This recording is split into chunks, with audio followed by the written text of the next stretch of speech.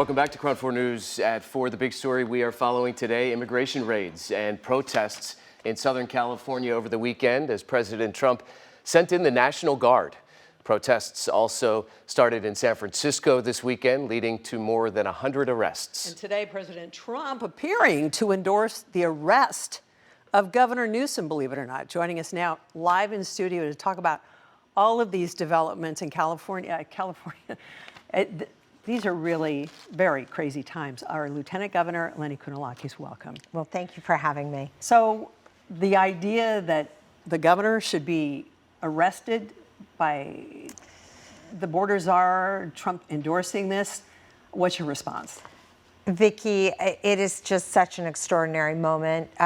This is all uncharted territory. And as always, with Donald Trump, you just don't know how much is real and how much is this theater of discord and, you know, the would-be strongman trying to have everyone think of him as ruthless. You know, so separating that out is really important. I also think it's really important that we don't forget all of this fanning the flames and the escalation. It is all done by Donald Trump very intentionally with his full understanding of what he's doing.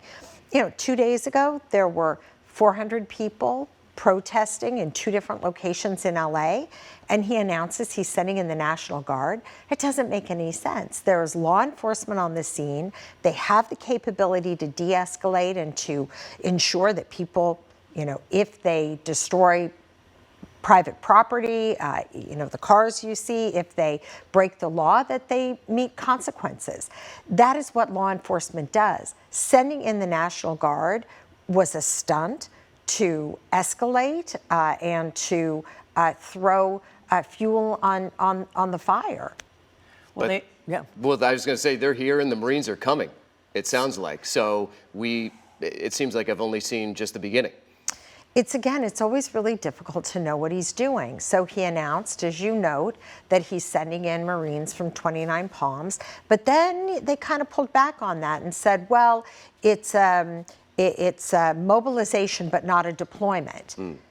He cannot deploy Marines to go after people who are U.S. citizens. This is not acceptable. This is not legal. This is not normal. But it does track, and it is normal with Donald Trump's approach of trying to sow chaos, escalate differences, and pit people against each other. And that is at the core of what we're seeing. You referred to it as theater, possibly, but this is people's lives. Of course. This could get really out of hand. And well, where it is really people's lives. I mean, certainly the size of the protests appear to be growing precisely because of Donald Trump's escalation and these announcements and mobilization of the National Guard. But at the root of it is the fact that he's given quotas to ICE agents to go into places of work, restaurants, hotels, you know, manufacturing, distribution, round people up purely on the base of what they look like and whether or not ICE agents might suspect that they have no documentation, begin to detain them, and, you know, all part of Donald Trump's attempts to, you know, and stated goal of mass deportation.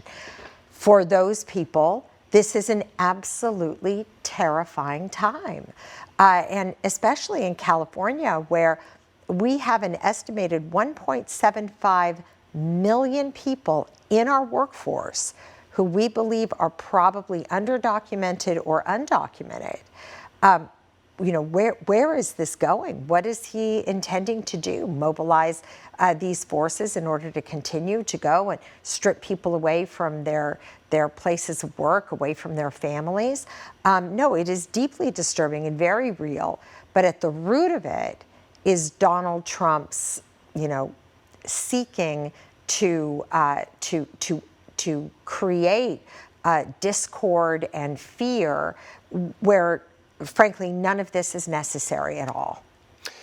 Obviously, you're anti-ICE raids, you're anti-Trump, and you, I imagine, support people's right to go out and demonstrate and show that they oppose those things Okay, as well, well. no. Let me say here, what I am for is sensible immigration reform.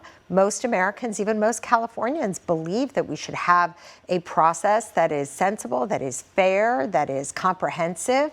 You know, the Republicans stopped Democrats from having sensible immigration reform because they want to tear people up over these issues. Okay, well, here is where we are. The idea that we are going to deport 1.75 million people out of California, or more, it's more like 2.5 million people, in this kind of aggressive and violent way is going to have enormous repercussions for people who are, part of blended families, parents whose children are legal, U.S. citizens.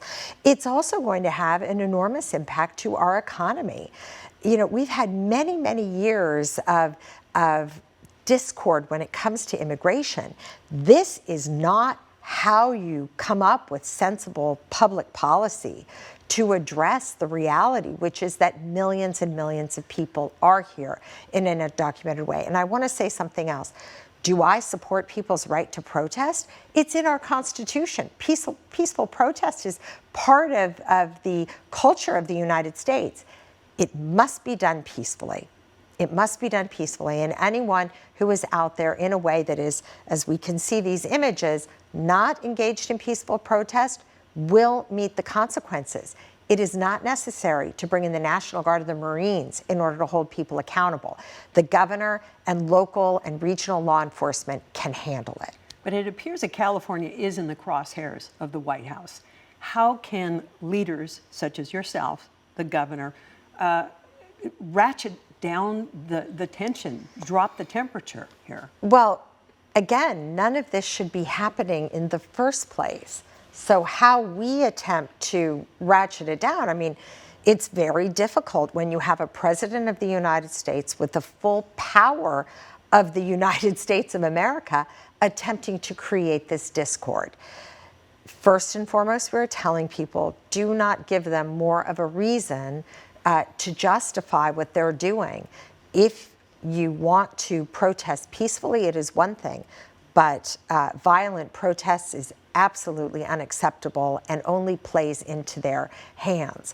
But you mentioned before, he's now throwing out comments that he wants to arrest the governor of California. I don't see how anybody can be putting this on us when you have a president of the United States who is willing to cavalierly threaten to arrest a governor for no reason whatsoever. What does this mean for the rest of the country? It seems that this may be a litmus test, practice on LA, practice on California. Obviously you're aware of that. And how are other governors and elected leaders responding to this? Well, Vicki, I think that, again, most people are just trying to understand exactly what is happening and why he is doing this. I hope that people across the country will realize that dividing Americans, pitting us against one another, sowing this kind of chaos, this is terrible for the country. And I will also say this, the economy of California is a powerhouse economy. We just became the 4th largest economy in the world if we were a country. We help pay the nation's bills.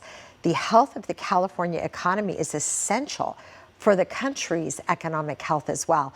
And there's something else that's happening, which is there is this quote unquote big beautiful bill that he is trying to move through Congress right now that will cut, if it passes in the form right now, it will cut health care to upwards of 10 million people. So who knows, is this all just kind of a tactic to divert attention from what's really happening, which is these major tax cuts for the wealthy and corporations at the cost of health care for children? Again, it's a very difficult time. It's hard to parse it all out, but there is a lot at play, and to me, the responsibility for this chaos right now is squarely in the hands of Donald Trump and the White House. So we are short on time, but this does seem to be changing moment by moment. Just as we're sitting here, the time you get up, you're going to probably have new information. How are you pivoting to be able to handle this? And also, someone could get hurt. Well, again, when it comes to these demonstrations, peaceful protest is one thing, violent protest is absolutely unacceptable.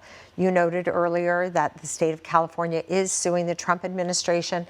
They have no right to send in unilaterally, certainly for a situation like this, the National Guard. So we are pushing back. The courts are still very much functioning in this country.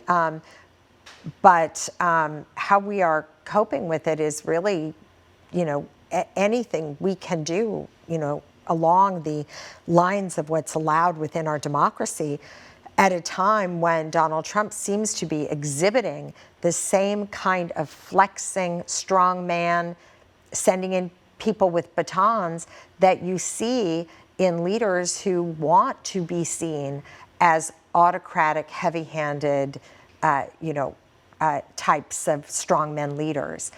So we will take it one day at a time, again, use the courts, hope that people will be peaceful, and that Americans will see that this is not in the interest of our country and the next generation.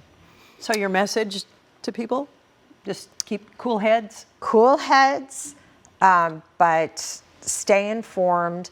And for those who are truly impacted the most, the peaceful, law-abiding immigrants who are here, the state of California will do everything we can to protect our people and hopefully to see this situation de-escalate as soon as possible.